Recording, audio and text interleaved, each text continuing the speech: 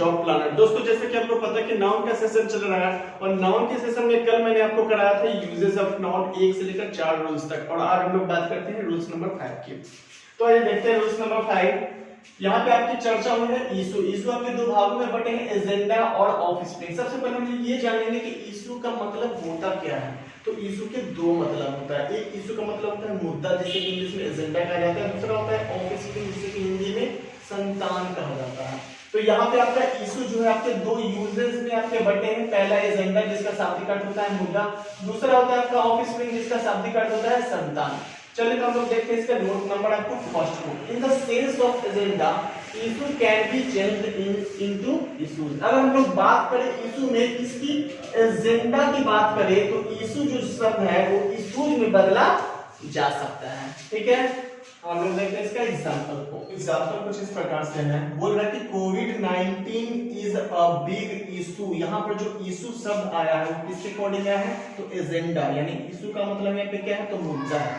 ठीक है, बोल रहा है कि कोविड-19 is a big issue for India. कोविड-19 जो है भारत के लिए एक बहुत बड़ा मुद्दा है। ठीक, तो यहाँ पे तो इशू की संख्या केवल एक ही था, इसलिए इशू में चेंज नहीं हुआ है। दूसरा एग्जांपल देखते हैं, कोविड-19 एंड फ्लड, यानी कि दो मुद्दे की बात हो रही है, यहाँ पे दो इशू की चर्चा हो रही है, दो एजेंडा की चर्चा हो रही है कि नहीं। पहला आपका कोविड-19 और दूसरा क्या है आपका फ्लड, इसलिए आपका सेंटेंस में आपका वर्ब भी अप्लाई हुआ है, प्लूरल आर बिग इशूज। अब यहाँ पे देखिए आपका ये जो इशू है वो किसमें चेंज हो गया, तो इशूज है कि नहीं। तो यानी कि यहाँ पर भी आपकी बात हो रही है मुद्दे के ही।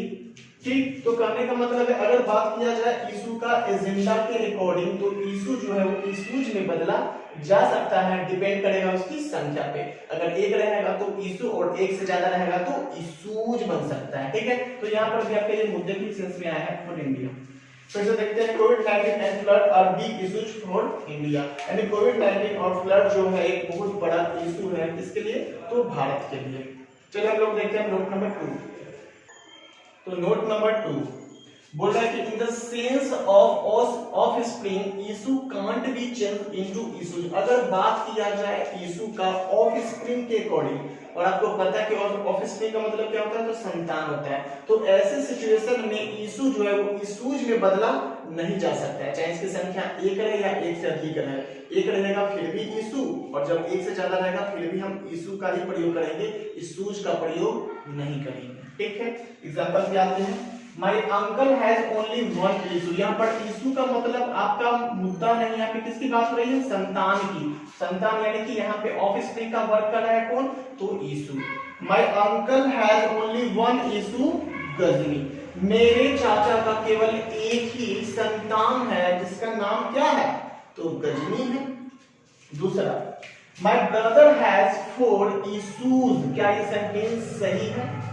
मैंने अभी आपको बताया है कि अगर बात होगी इशू का ऑफ स्प्रिंग के अकॉर्डिंग, यानी कि जब इशू वर्ड जो है हमारा ऑफ स्प्रिंग का वर्ड करेगा तो ये अपने आप में सिंगुलर भी होता है, अपने आप में प्लूरल भी होता है, यानी कि इशू जो है वो इशूज में चेंज नहीं होगा। तो यहाँ पे आपका इशूज नहीं होना चाहिए, यहाँ पर भी आपका क्या दिखाएगा, तो इशू, चाहे इसकी संख्या आपका एक रहे या एक से ज्यादा रहेगा, इशू इशूज में चेंज नहीं हो सकता। फिर से देखते हैं, my brother has 4 issue, 2 sons and 2 daughters. मेरे भाई के 4 संतान हैं जिसमें 2 बेटे और 2 बेटियां हैं।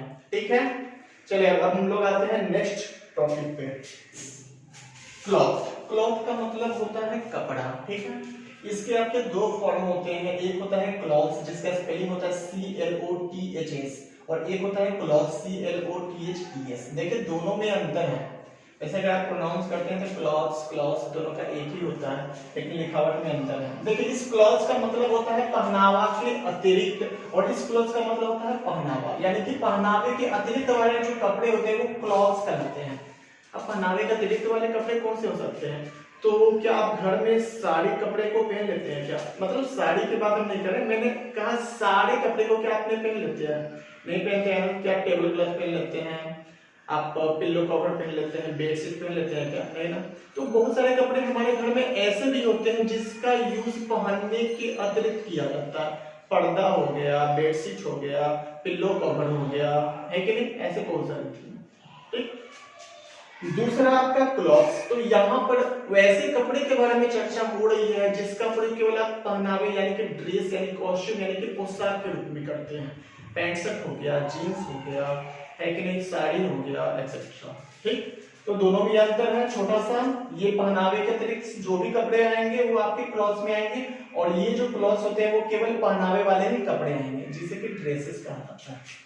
तो एक और बात मैं आपको बता दूं कि ये भी होता है प्लूरल और ये भी होता है प्लूरल। ये दोनों के दोनों कैसे होते हैं, तो प्लूरल ही होते हैं, और सदैव अपने साथ वर्ब भी कैसे लेके आएंगे, तो प्लूरल ही लेके आएंगे, कभी भी सिंगुलर नहीं होता है। ठीक है, चलिए हम लोग देखते हैं इसका नोट नंबर फर्स्ट में। तो नोट नंबर फर्स्ट में बोल रहा है कि in the sense of clothes, यानी कि इसकी बात हो रही है, it is plural and gets plural. अगर बात किया जाए क्लोथ्स का तो ये होता है प्लूरल, अपने साथ वर्ब भी लेगा प्लूरल। एग्जांपल है ऑल द टेबल क्लॉथ्स। देखिए जब टेबल लगा हुआ है, टेबल का क्या होगा, कवर ही होगा ना। टेबल पे जो रखा जाने वाले कपड़े होते हैं इसको टेबल क्लॉथ्स कहा जाता है। तो all the table clothes have become dirty. अगर यहाँ पे मैं सिंगुलर वर्ब हैज लिख दूंगा तो ये आपका ये गलत हो जाएगा। All the table clothes have होना चाहिए आपका, यहाँ पे पीवी ही अप्लाई होगा, है बिकम डर्टी, यानी कि सारे के सारे जो टेबल क्लॉथ्स है वो क्या हो गए हैं, तो गंदे हो गए हैं। चलिए हम लोग आते हैं नोट नंबर 2 में। इन द सेंस ऑफ क्लॉथ, अब इसकी बात हो रही है क्लॉथ्स की, यानी कि पहनावे वाले कपड़े की। In the sense of cloth it is also plural and gets plural verb. अगर बात किया जाए क्लोथ्स का तो ये भी आपका प्लूरल ही होता है, और अपने साथ वर्ब लेकर आएगा तो वो भी प्लूरल ही लेके आएगा। जैसे कि माई क्लोथ्स इज नहीं बोलेंगे, माई क्लोथ्स क्या बोलेंगे, तो आर बोलेंगे। माई क्लोथ्स आर न्यू, मेरे कपड़े नए हैं। ठीक है, अब हम लोग अगला रूल्स पे देखते हैं, रूल्स नंबर 7। यहाँ पे देखिए आपका प्रूफ यूज हुआ है, तो प्रूफ भी आपके दो भागों में बटा है, विटनेस और एविडेंस। देखिए प्रूफ का मतलब होता क्या है, तो प्रूफ का मतलब होता है सबूत।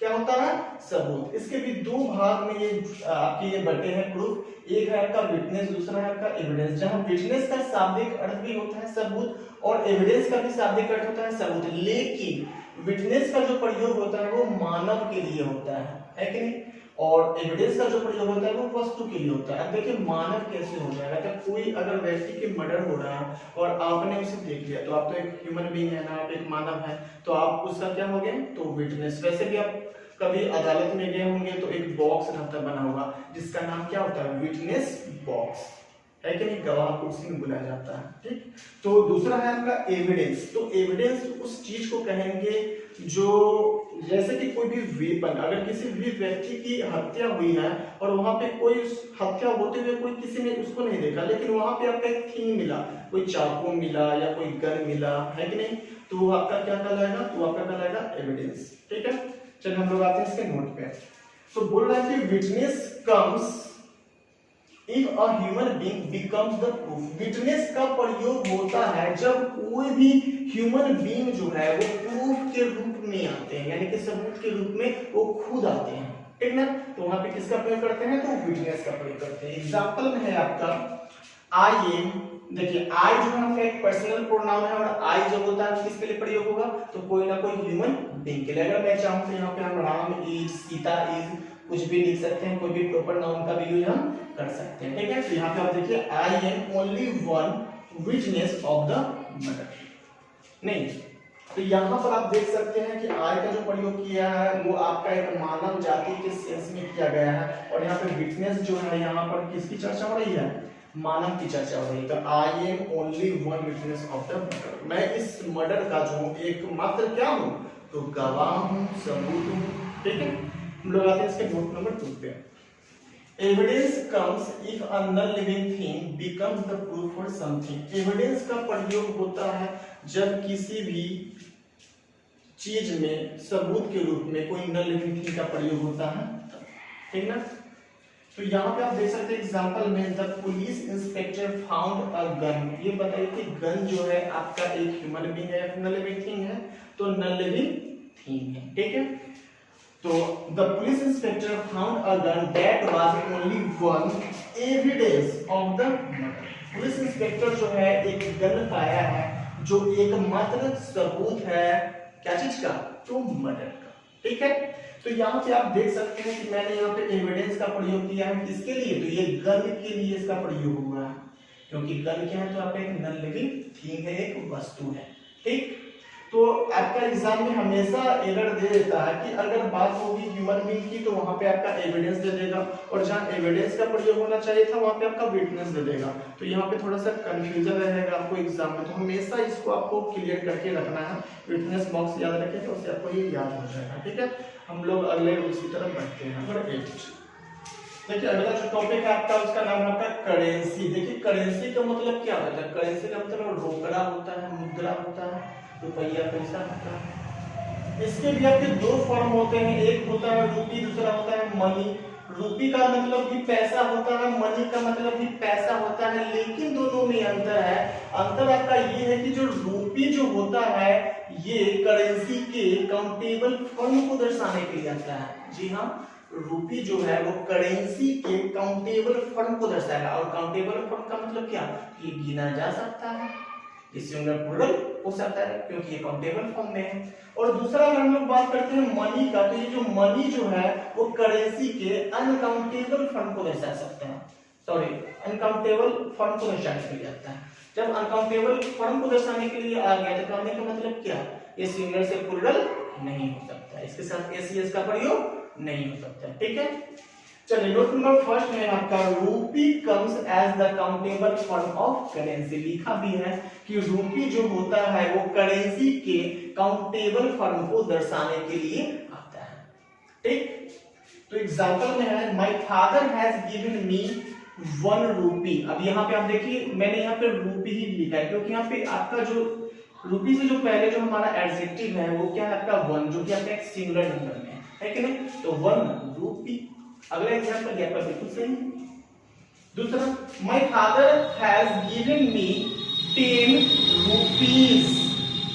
अब यहाँ पे देखिए, यहाँ पे तो 1 था जो कि आपका एक सिंगुलर नंबर था। अब जैसे ही 1 से ज्यादा हो जाए 2 3 4 5 6 7 8 9 10 एक्सेट्रा, तो यहाँ पे क्या हो जाएगा आपका 10 रुपीस।